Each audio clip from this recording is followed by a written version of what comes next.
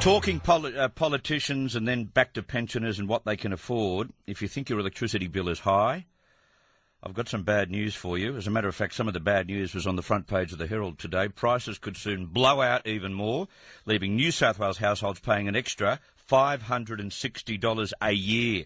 According to the Herald, consumers could cop the bill as electricity networks seek legal permission to pass on the cost of price cuts. I'm joined on the phone now by Zinn from the FiftyUp Club, who, of course, are significant advertisers on the program and the station. Chris, good afternoon. Good afternoon, and flying the flag for the over 50s who hopefully can push back legally against this mad move. Well, if they don't push back, they'll try and get away with it, the electricity networks. Networks New South Wales is fighting power price cuts of $106 to $313 proposed by the Australian Energy Regulator, saying they're not in consumers' long-term interest. They're not wrong. Well, I think we'll have a very good argument that it is in consumers' long-term interest, and that's what it boils down. And this is a hearing that's going to be before the Competition Tribunal on Thursday. They're deliberating all this week with various other peoples, including the network, saying that, really that they can't afford the savings that the regulator has suggested. And in fact, as you just pointed out, they want to whack an extra $560 a year on the bills from next year for the next 3 years. So, that's a substantial increase. But I think there's a very good case that we can make, certainly hearing from 50ups who've already filled in our survey that we're going to present to the tribunal. See, the argument is, people need to understand why they're arguing we shouldn't get a cut is because they mean we're going to get less services, leading to more blackouts and damage to bushfire mitigation. But as far as we're all aware of, we have kind of the Lamborghini electricity network, don't we?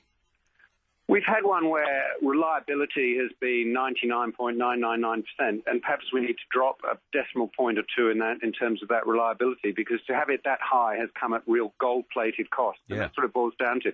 The argument is, and there's plenty of people who are far more knowledgeable about safety and the amount of vegetation trimming back you need to do in bush areas to avoid fires, will just argue that it has been overmanned, overstaffed, and essentially it has been the interests not of consumers, but one can see in this legal action of state governments and of unions and of people who run networks, not in the interest of consumers. And that is certainly the argument that we're taking to the tribunal on Thursday.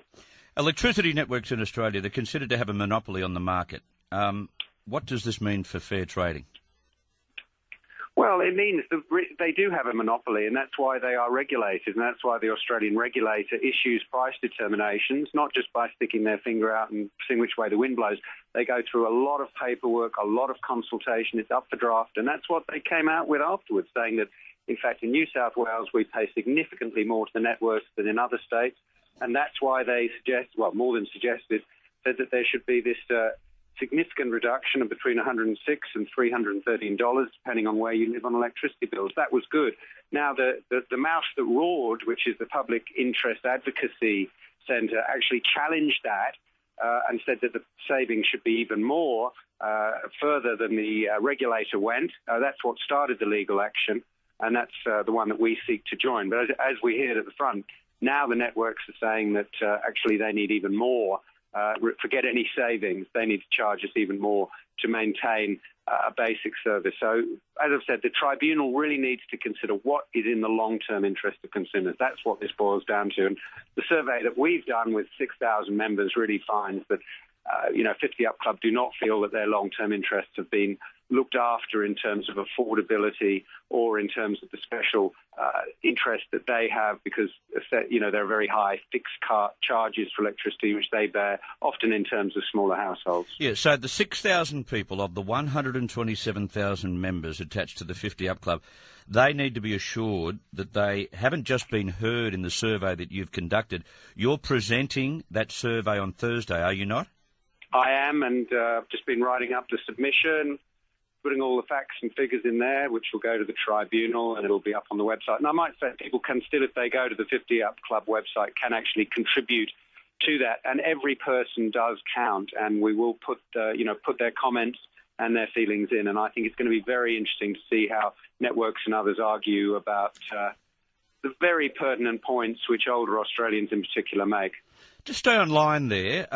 just while we've got you, you may be in the mood to answer some of the questions that are coming forward on electricity prices from listeners. John, go ahead. Hi, Chris. I don't really have any questions. I just got some observations. I've worked in the electricity industry. And the regulatory determination before this one, where all the prices went up by 40%, the actual distribution companies didn't spend that money. They actually spent a portion of it, and they returned the rest in super dividends to the New South Wales government. And all of that's on the public record.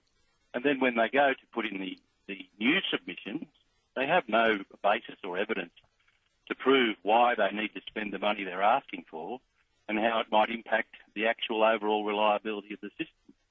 So I think the regulator has every right to ask for these reductions, and in fact, they're only reducing the prices back to still a high level where they were some 5 years ago. That's so interesting. This is all a furphy. So it's all a furphy, and it has been a furphy, not this time, but on previous occasions.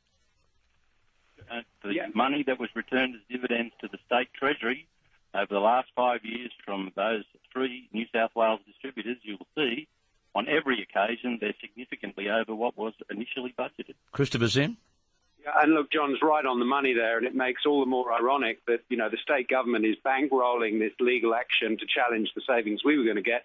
And, of course, they have a direct interest, not just in terms of those dividends, but also the networks are up for a long lease, and essentially they want to make sure they're going to get as much as they get. Now, you could argue we all have an interest in that, but I think I would rather take savings on my electricity bill of $500 plus a year as opposed to what might drift through the system in terms of what they can sell the networks for. Too right. Absolutely. Keep up the good fight. We'll give you a voice on this program, absolutely, and good luck on Thursday.